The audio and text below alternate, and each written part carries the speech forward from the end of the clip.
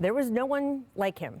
I've worked in this business for more than 25 years. I have covered everyone from Muhammad Ali to Michael Jordan, from Joe Montana to Tom Brady, from Serena Williams to Tiger Woods. And I can tell you for sure, there has never been anyone quite like Kobe Bean.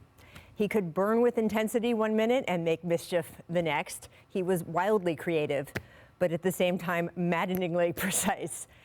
He was not perfect. He had flaws. He did things that he would come to deeply regret. But he also understood that what you did next, how you move forward, that mattered deeply. And he made the absolute most of every minute, every day, every year that he was with us. I actually saw him not that long before he died, and I remember so clearly that day how we were joking about having crossed the threshold of having known each other for more than half our lives, and what that meant about how old we had both gotten. Of course, now, all I can think about is how young he was when he was taken from us. How young that sweet, funny, smart, talented girl was, and what a tragedy it is for the family that was left behind. And to that end, we want to make clear that over these next 2 hours, we are keeping front and center the words of Vanessa Bryant, who recently posted on Instagram that she knew today would be full of remembrances of her late husband. She wrote, quote, "I want to thank everyone that has handled their media coverage respectfully. To everyone else, please reconsider your news story and look at your footage through the eyes of their children, spouse, parents, siblings, and family. Celebrate their lives, not the day they lost them." So that is what we are going to do today. We are going to celebrate the extraordinary. And we're not the only ones. Last night, Kyrie Irving arrived at his game wearing a Kobe number 8 jersey. And he told the cameraman, "You know who I'm rocking tonight." Robert, Matt, I know this day has been on the calendar. You knew it was coming. But Robert, why don't we start with you? What do you remember about your friend today? What's it bringing up for you?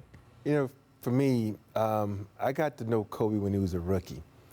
And I got traded to the Lakers, and it was all this hype around this high school kid. And I'm like, okay, hadn't seen him play yet. So I get into practice, and it's a shoot-around. And he's going 1,000 miles an hour. And I'm looking at him like, dude, slow down. He's like, I got to get better. I got to get better. And that was just his whole mentality. He wanted to get better each and every day. And I'm looking at him like, dude, it's shoot-around. Nobody's going 100 miles per hour. But the thing about him is you just knew he was destined to be great because he had that energy and that work ethic like no other. And for me to have that moment to see what he could become and to have a lot of conversations with this guy and share some of my knowledge with him. And I remember when we finally had that first one-on-one, the first thing out of his mouth was, "Tell me about Dream's footwork." I'm like, I'm doing all right, thanks for asking, but it was just that. He wanted to get better. Nice to see you too, Kobe. Yeah, he wanted to learn from the guy that had the best footwork in the game, and that's just who he was. His whole mentor was to get better and to try to be the best at that game. And all I could do was sit back and just respect him and just watch him and, believe it or not, learn from him. Because even though you're a vet, coming off 2 championships, you watching this guy put in his work each and every day, and you learning from him like, oh, I can't let this young fella outwork me. So you just wanted to go on and move on. Yeah. I mean, mine is kind of post-career. Obviously, our battles that have been well documented, but just the person outside of basketball, Kobe, the man, the father, the businessman, and how, although basketball was over, he still attacked everything with that same passion, desire, and focus. The way he fathered, how adamant he was about trying to put his last 20 years behind him, his greatness in basketball, and be known for what was next. He was always trying to innovate. He was always trying to get better, get himself better. Oh, you guys found this footage. This was you, of course. So with your sons. I mean, really, Kobe. He was Uncle Kobe to the boys, and like I said, since when we became teammates, the twins were like 3, and he started, treating them like he was his own, bringing them shoes all the time, hugging them, talking to them, bringing them in the locker room. So he was just a special person. Obviously, we know how amazing on the court he was, but he did just as amazing things off the court as well. I loved you talking over the past year a little bit about how you guys were these great rivals, right? And of course, we all know the flinch video, the whole thing. But that when you did become teammates, the kinship you found with each other, stages of your lives you were going through, and just sort of It was an instant brotherhood. You know, we were both going through things in our personal life, and we really just bonded. Practice, after practice, you know, post games, going out and grabbing a drink or grabbing some dinner, and really, like I said, getting the chance to really learn each other as men outside of the basketball court, and that's what my fondest memories of him was, and just really getting a chance to know, because Rob will tell you he doesn't let too many people in, and if Correct. he allows to let you in, it's a beautiful thing.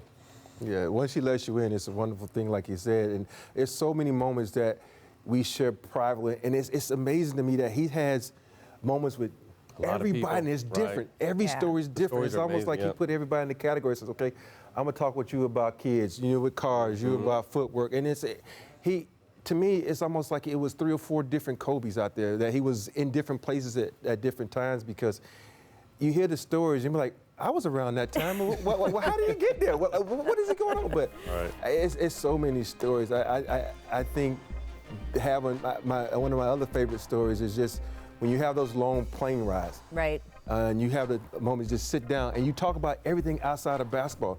You know, I talked to him about his times growing up as a kid in a foreign country, and he talked about me growing up in the South and how it was, and you know, and a little thing, and all of a sudden he's like, dude, you don't play spades? I'm like, every black person in America plays spades. You don't know how to play, and you sit there and you teaching this guy how to play spades. You know, it was just like a big brother kinship, and it was so many memories like that you sit back on a day like today and you just think about it. Even the last memory I have of him is meeting him at Mamba Academy a week before this tragedy happened, and just laughing and joking and talking about everything other than basketball. That was my favorite part. Thanks for watching ESPN on YouTube. For live streaming sports and premium content, subscribe to ESPN+.